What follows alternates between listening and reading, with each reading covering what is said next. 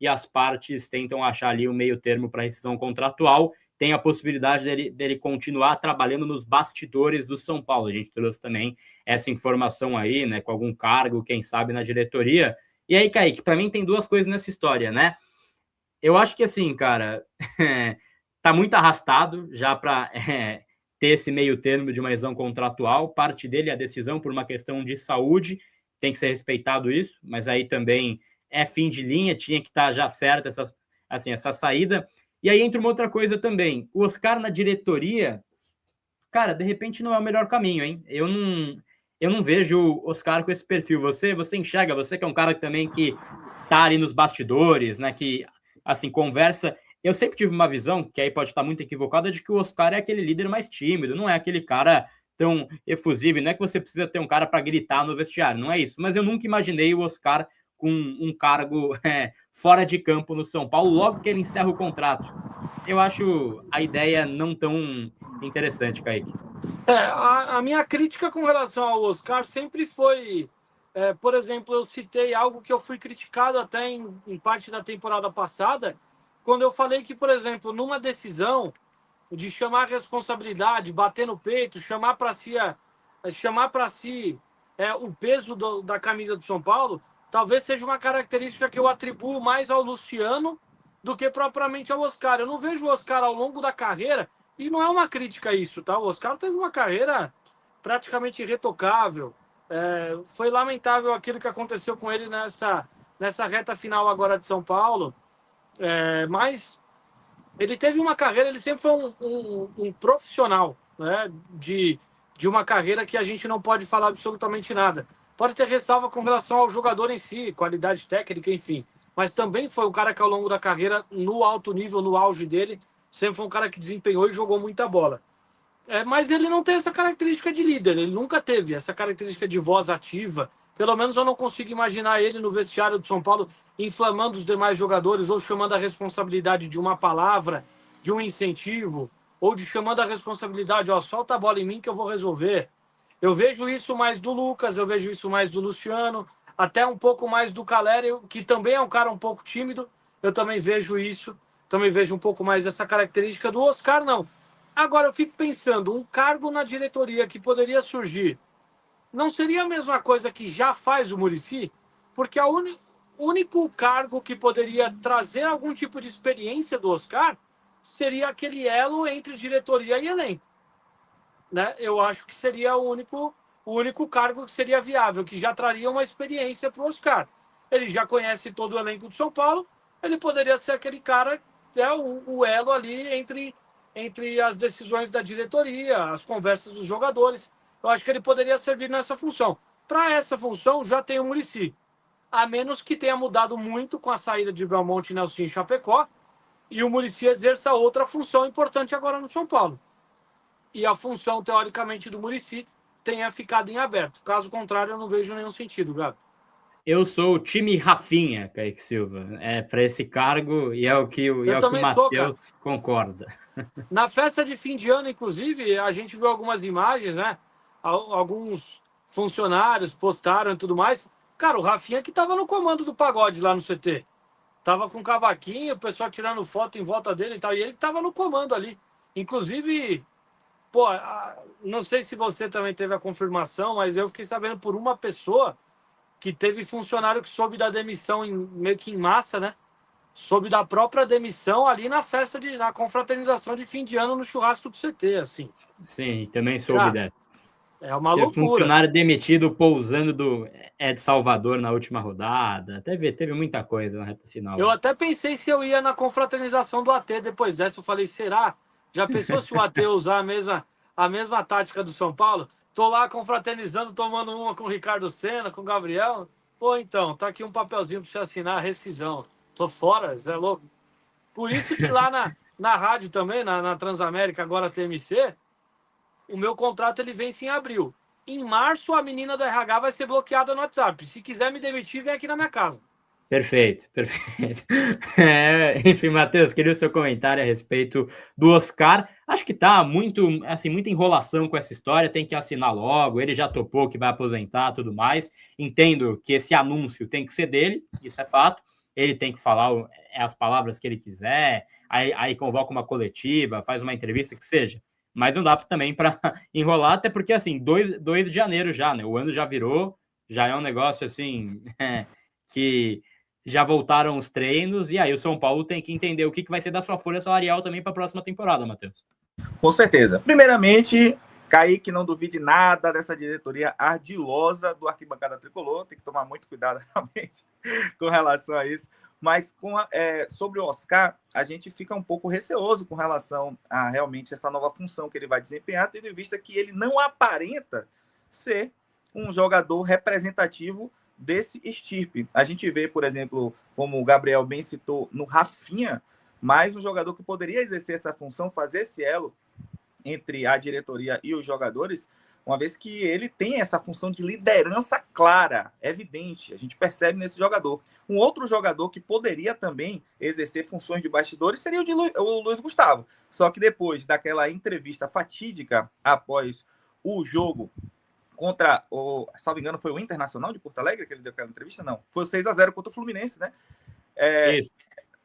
Ali acabou definitivamente a carreira de Luiz Gustavo no São Paulo. Eu não consigo enxergar em Oscar essa determinação, esse ímpeto de exercer esse tipo de liderança.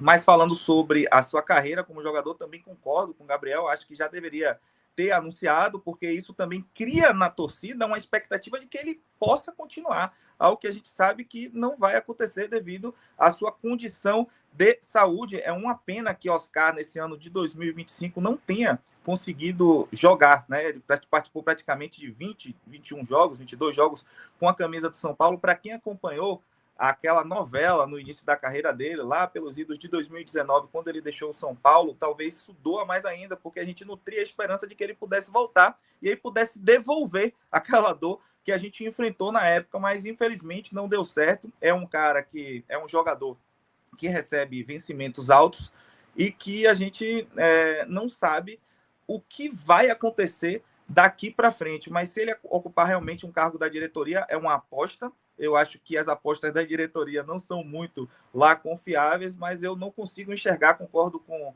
vocês dois, não consigo enxergar no Oscar uma liderança para essa função que o São Paulo quer dar. Pausa de 5 segundos para pedir a sua ajuda ao nosso canal com o seu like e se inscrever se ainda não for um inscrito. O São Paulo sinalizou uma proposta de empréstimo com opção de compra para o Atlético Mineiro por Gustavo Scarpa. E aí vale a gente dar um geralzão de como foi esse contato. Foi um contato informal, não houve oficialização de proposta, mas do que eu escutei, o São Paulo ofereceu para o Atlético Mineiro uma troca ou um empréstimo com opção de compra. A priori, o Atlético não gostaria de negociar o jogador e se fosse negociar, seria por uma venda. E o valor da venda ficaria entre 3 milhões de euros e 4 milhões de euros. De qualquer forma, está acima do que o São Paulo, em crise financeira, pode arcar e por conta disso a negociação deu uma bela esfriada. O que eu escutei, essa negociação, esse contato aconteceu há algumas semanas, porém, desde então, existe sim uma interlocução entre as duas partes, tentando achar alguma brecha, algum meio termo. Mas o que eu escutei é que é uma questão difícil, o São Paulo, inclusive, já avalia outras opções, mas o Scarpa seria até, a priori, 2 coelhos com uma cajadada só, né? Porque o São Paulo busca um camisa 10 e o São Paulo também busca um ponta. A priori, não andou, mas vamos ver se nas próximas semanas, nos próximos dias, o São Paulo consegue andar com o Gustavo Scarpa. Por enquanto não tem negociação, mas existe ainda interlocução, abro aspas, recorrente, foi a palavra que eu escutei. Vamos ver como isso aí vai acontecer nos próximos dias. Mas é isso que tem de novo. O São Paulo já sabia, né, que o São Paulo tinha interesse no Scarpa, mas fato é, o São Paulo sinalizou com uma proposta de empréstimo ou com uma troca. A priori, o Atlético gostaria de uma venda por até 4 milhões de euros. Sábado foi o fato de, entre todos os jogadores que a gente tem disponíveis no grupo que você representou, apenas 3 estão trabalhando em separado. O Luan, que está se recuperando de um problema, de uma lesão na coxa, o André Silva, que teve uma questão de estiramento, que não houve ruptura do ligamento e ele faz um tratamento conservador, e o Rian, que teve um LCA, está fazendo o trabalho de recuperação também. Foram os 3 que fizeram trabalhos separados e receberam destaque do próprio São Paulo nesse tipo de informação. Os demais jogadores, a priori, não apresentaram ou não apresentam nenhum tipo de problema para desempenhar e para poder iniciar essa pré-temporada. Claro que alguém pode sentir alguma coisa, alguém pode ter algum tipo de desgaste. Nesses 2 dias as atividades foram mais leves, agora daqui para frente, indo para o campo e a coisa mudando um pouco de figura, pode ser que a gente tenha mais informações de alguns jogadores que possam ter algum tipo de afastamento ou redução de carga e que possam eventualmente ficar fora da estreia no Paulista, lembrando que é só o começo da caminhada do São Paulo. Queria também falar para vocês que neste sábado foi anunciado oficialmente o que todo mundo já sabia, desde o Natal, desde a véspera de Natal, que foi a questão da contratação do Carlos Coronel, goleiro que estava no New York Red Bulls. Ele chega do São Paulo livre, ele ficou os últimos anos jogando ou em times europeus ou na MLS. Ele está como um dos jogadores convocados para a seleção paraguaia. Normalmente ele é suplente do titular, a mesma posição que ele deve iniciar o ano, junto com o Rafael, brigando com os outros jogadores por posição. Ele foi apresentado, deu entrevista, vocês acompanharam, falou um pouquinho sobre a trajetória dele, falou sobre a experiência, falou que chega para agregar, chega para somar, mas, pela primeira vez em algum tempo, o meu sentimento é de que se o Rafael demole, se ele demole, pode dar ruim para ele. Ele tem liderança, ele era o capitão ano passado, mas o Carlos Coronel, para mim, na minha opinião, tira muito o Rafael da zona de conforto dele. Rafael que fez boas temporadas recentes, mas é aquela história, não dá para deixar o cara descansar, não dá para deixar o cara ficar acomodado na posição dele. E efetivamente não começamos assim. Os trabalhos junto com o restante do grupo do São Paulo em Cotia, como eu falei para vocês, eles já chegaram lá em Cotia, ó. Vou aqui separar aqui algumas fotos. Importante a gente destacar aqui, ó, o novo ônibus, né, com a nova parte de estética do ônibus de São Paulo, aqui com fotos históricas de jogadores importantíssimos nossos, né, remetendo a grandes conquistas, trazendo jogadores e entrando no centro de formação de atletas, presidente lá do Natel, aqui fazendo aquela entrada lá de cima, né, de Cotia, porque tem uma entrada que dá para o estádio ali mais por baixo, em que eles entram, depois sobem e vão direto ali para o hotel. O grupo todo de São Paulo ali. E aí o pessoal até brincou, né? Até separei uma foto aqui, eu vi o pessoal brincando aí nos grupos, falando assim, porra, a gente tem ali só cara absurdo, histórico do São Paulo, e aí de repente sai o Tapes dentro do ônibus. Vou falar para vocês, não desafiem o destino, hein?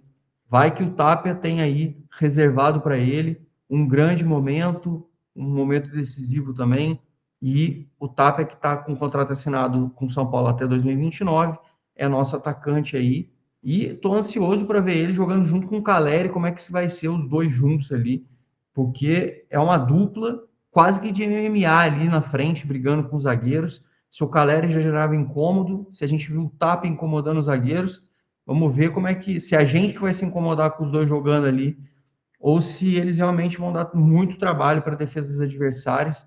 Dois jogadores de muita força, de muita briga, de muita luta e também de uma qualidade técnica bem menor. Vamos torcer para que as coisas funcionem bem nesse ano, para que os dois também possam ajudar bastante. Temos aí também no nosso ataque o Luciano, temos o Luca. São os jogadores que a gente tem. E ficamos no aguardo, na espera ainda de Rian Francisco e André Silva, que comentamos aqui no início desse vídeo. Além deles, ali no setor do ataque, temos o Ferreirinha, também, que terminou bem o ano passado, né? Terminou bem. Ele fez algumas... O Crespo chegou a usar ele como segundo atacante, como centroavante em jogo, chegou a usar ele como ala esquerda. O fato é que o Ferreirinha, se ele soubesse chutar, ele estava em time europeu jogando. A questão é que o Ferreirinha é muito bom driblando, construindo as jogadas, mas finalizando, realmente, o Ferreirinha é uma lástima. Mas não dá para dizer que o ano dele, passado, foi um ano horrível. A gente tinha expectativa que ele fizesse os 10 gols, beleza, mas dentro de todas as limitações, de todos os problemas do time, o Ferreirinha foi bem voluntarioso no final das contas, principalmente porque ele se disponibilizou a jogar até de ala esquerdo, que é uma coisa que não deve acontecer agora no começo do ano, já com o retorno aí de Wendel e Enzo Dias já para esse início de janeiro. E nesse meio tempo, falando aqui um pouquinho sobre atacante, nessa noite de sábado, o setorista ou jornalista, como queira falar, até porque ele cobre mais times hoje, André Hernan, ele comentou sobre uma coisa que a gente já vinha falando aqui há algum tempo aqui na live, referente ao custo do Brenner, e uma das coisas que inviabilizam mais. Na verdade, a Udinese comprou o Brenner por 55 milhões de reais. O Brenner, ele teve uma lesão, até se recuperou no São Paulo no ano passado, né? Chegou a ter um período de retorno, e aí até chegou a se especular, será que o São Paulo pode trazer o Brenner, etc. O Brenner acabou sendo emprestado pelo Cincinnati com custo de $1 milhão. $1 milhão dá mais ou menos 5,5 milhões de reais por 6 meses. O Brenner até foi bem no Cincinnati, fez alguns gols, voltou para a Udinese e agora, com a janela aberta, volta tudo de novo, aquele período de especulações. Ele já teve, inclusive, aventado no São Paulo, o próprio Alexandre Pretzel, que é um jornalista da Bandeirantes, tinha chegado a comentar que o São Paulo estava acertando com ele. A gente até foi atrás, apurou com vocês sabem disso, e aí tinha desmentido essa informação, a diretoria falou que não estava acertado com o São Paulo. Depois surgiu a informação que o Brenner estava negociando, que o Palmeiras tinha interesse, que o Santos tem interesse, que o Vasco tem interesse por causa de Diniz, que tem clubes da MLS também interessados, que o próprio Cincinnati também está querendo oferecer. A verdade é uma só, o Brenner é um bom jogador, está numa faixa de idade boa ainda, ele vai fazer 26 anos, e é um jogador que, segundo o André Hernan, foi disponibilizado o valor do jogador no mercado no custo de aproximadamente 40 milhões de reais. 40 milhões de reais para a compra do jogador. A Udinese prefere vender o jogador a tentar ainda reemprestar e tentar lucrar depois, já está querendo fazer esse movimento, ao mesmo tempo que a maioria dos clubes que procuram ou procuraram a Udinese estão oferecendo o famoso empréstimo com opção de compra, que é uma das coisas que a Udinese está tentando se furtar de fazer. A grande questão é, mesmo que o São Paulo, muita gente pergunta, mas por que o São Paulo não tenta fazer essa modalidade? Porque mesmo que o São Paulo fizesse um empréstimo com opção de compra, ou empréstimo com compra definitiva, o São Paulo teria que desembolsar daqui a mais ou menos um ano um valor aproximadamente de 40 milhões de reais. Você fala, porra, mas o Brenner vale 40 milhões. A gente não está discutindo se o Brenner vale ou se o Brenner não vale. A gente está discutindo, será que o São Paulo consegue fazer a aquisição de um jogador de 40 milhões de reais, ainda assim pagar um salário num jogador como ele? Aí você pode falar assim, pô, mas o Caleri está no último ano de contrato dele. Se o Brenner volta, o Caleri vai embora, você pode trocar o salário do Brenner pelo do Caleri. É um movimento que a gente pode fazer. A gente pode, de repente, voltando ao André Silva, a gente pode, de repente, pensar em vender o André Silva. Tem o Rian Francisco que está voltando, a gente pode deixar o Rian como reserva. Cara, tem muitas coisas que a gente pode fazer, tá? Esse ano acaba o contrato do Caleri, acaba o contrato do Luciano. São muitas as coisas que tem que fazer. O grande fato é um risco gigante você trazer um jogador como o Brenner, que realmente custa caro. Seria excelente poder contar com ele. Eu, inclusive, no início de janela, quando me pediram aqui neste canal, para que eu fizesse um apontamento de nomes que eu gostaria que voltassem a vestir a camisa do São Paulo, ou que eu gostaria de ver no São Paulo nessa janela sendo trabalhados, eu citei 4. Citei Brenner, para atacante, e o Galeano, que também está ali, acho que está acertando com o Mirassol, não vi se acertou ainda, que era outro jogador também que eu achei super interessante, e que já teve passagem por Cotia, já teve passagem pelo São Paulo, e mais 2 também. Caleb, que também veio de Cotia, passou Atlético Mineiro, Fortaleza, destacou, está no Alavés da Espanha, está no momento não tão bom, mas eu acho que é um meia-campista talentoso e que também não custaria tão caro. Lembrando que ele está emprestado para o Alavés e o Fortaleza está na Série B. Acabamos de emprestar o Mailton, por que não? E temos o Bosquilha, Gabriel Bosquilha, formado também em Cotia, teve passagem pelo Mônaco, Internacional, rodou bastante e fez excelentes 17, 18 meses no Operário da Série B. Você vai falar, pô, Zanqueta, mas é Série B. Cara, o Bosquilha, ele tem talento reconhecido já. A questão do Bosquilha sempre foi o equilíbrio, maturidade física e aptidão para ele poder desempenhar da melhor forma possível dentro dos altos parâmetros e padrões de alta performance que são necessários. Obviamente que o Bosquilha não viria para ser titular absoluto do São Paulo, viria para uma composição de elenco, e eu acho que é um jogador que pode fazer esse perfil, e tenho certeza absoluta que se fizesse uma consulta para ele, Bosquilha toparia na hora. Muita gente torce a cara, fecha o nariz, faz uma cara ruim para esse assunto, faz uma cara ruim principalmente para a contratação de um Bosquilha da vida, um jogador que acabou estando na Série B.